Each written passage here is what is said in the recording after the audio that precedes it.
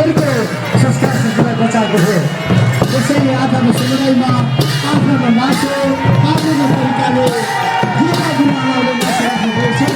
त्यसरी लडाइने ठाउँ गर्नुहोला, यसलाई तोड्न दिएर नयाँ मोडलका गानाहरू नबनाउनुहोला, किनकि हामीले होटल गरेका छौँ।